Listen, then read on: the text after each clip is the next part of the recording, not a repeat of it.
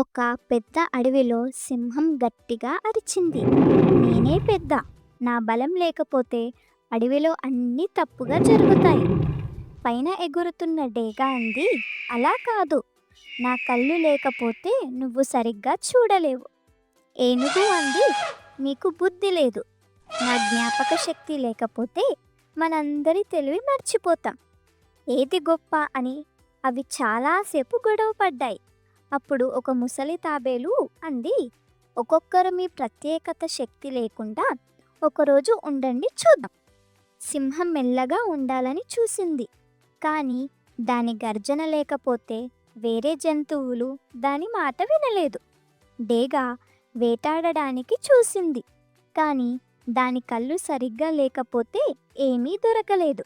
ఏనుగు నడిపించాలని చూసింది, కానీ దానికి గుర్తుండకపోతే తన గుంపును తిప్పుతూనే ఉంది. రోజు అయిపోయేసరికి అన్నీ అలసిపోయాయి. తమ తప్పు తెలుసుకున్నాయి. తాబేలు దగ్గరికి వచ్చి సింహం అంది, మేము తప్పుగా అనుకున్నాం. మనలో ప్రతి ఒక్కరిది ఒక పని ఉంది. డేగా తలూపింది, మన బలం ముఖ్యం కానీ ఏనుగు పూర్తి చేసింది.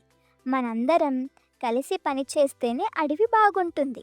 మూరలేంటంటే ఒక గుంపులో ఎవరైనా సరే, చిన్నవాళ్ళైనా పెద్దవాళ్ళైనా అందరూ ముఖ్యం. ఒక్కొక్కరు గౌరవించుకుంటేనే అందరూ బాగుంటారు. Thanks for watching. Please do like, share and subscribe.